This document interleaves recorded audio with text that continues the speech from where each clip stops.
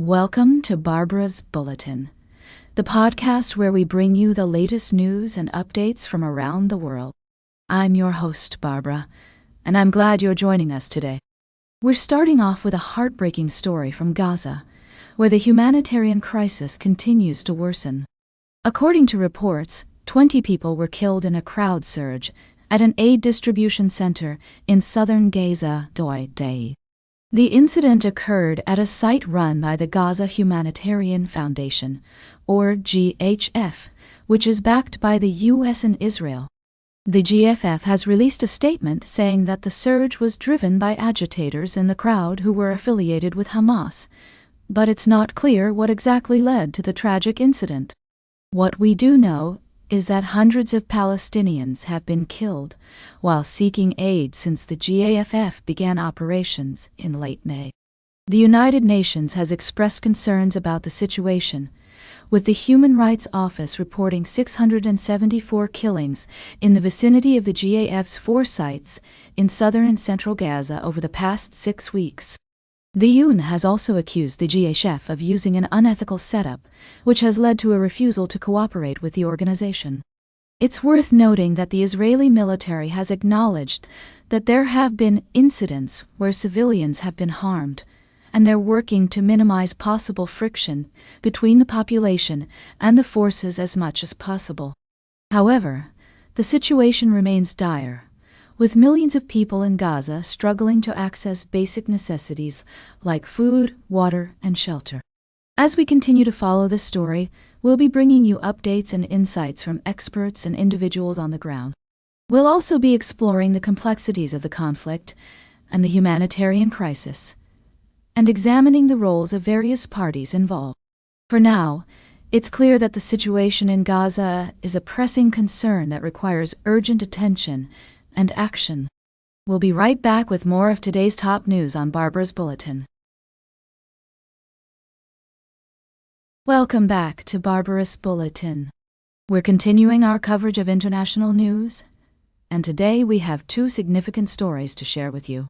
First, let's take a look at the latest developments in Iran's nuclear negotiations with the United States. Iran's parliament has stated that the country should not resume nuclear negotiations with the U.S. until certain preconditions are met. This comes after Israel and the U.S. launched strikes on Iran's nuclear facilities last month, which Tehran claims were part of a program aimed at developing nuclear weapons. Iran maintains that its nuclear program is purely for civilian purposes. According to Iranian state media, the parliament's statement emphasized that negotiations cannot be conducted as before, and preconditions must be set before any new talks can take place. However, the statement did not define these preconditions. Previously, Iran's foreign minister Abbas Araqi has said that there should be guarantees that there will be no further attacks against Tehran. Meanwhile, the U.S. has agreed to set a deadline of the end of August for a deal, with French Foreign Minister Jean-Noël Barrot stating that Paris, London, and Berlin would trigger the United Nations sanctions snapback mechanism if there is no concrete progress regarding an agreement by then. In related news, Israel has launched a national advertising campaign urging its citizens not to spy for Iran. The campaign, entitled Easy Money, Heavy Cost, warns Israelis of the consequences of cooperating with Tehran, including up to 15 years in prison. This comes after an apparent surge in efforts by Iran to recruit Israelis for espionage, with over 25 cases of alleged recruitment and 35 people indicted on serious security charges in 2024.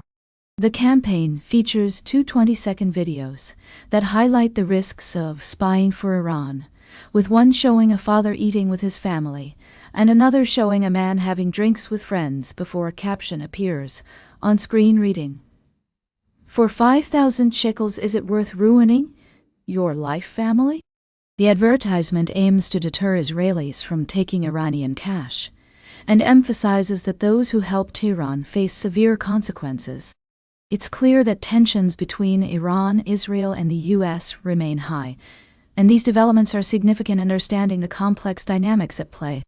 We'll continue to monitor these stories and bring you updates as more information becomes available. Stay tuned for our final story of the day, right here on Barbarous Bulletin. Welcome back to Barbarous Bulletin. As we wrap up today's show, I'd like to bring your attention to a couple of pressing stories that have been making headlines around the world. Firstly, let's talk about the situation with Imran Khan, the former Prime Minister of Pakistan. His sons are planning to join a protest movement in Pakistan to demand their father's release from jail. The Pakistani government has warned them against engaging in any political activity, stating that they will be dealt with accordingly if they break the law. It's a complex and sensitive situation, with many factors at play.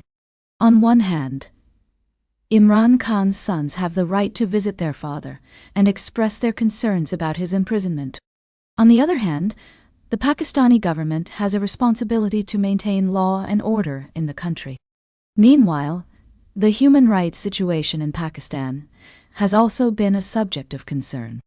A U.S. lawmaker recently expressed worries about the state of basic freedoms in the country, including freedom of speech and media freedom.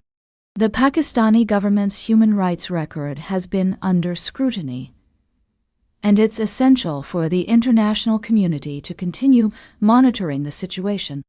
In another story, we have reports of a potential security threat in Pakistan, with the government creating a new national paramilitary force to address internal security concerns. While the initiative aims to enhance security, opposition parties and human rights organizations have raised concerns that it could be used to curtail political and civil liberties.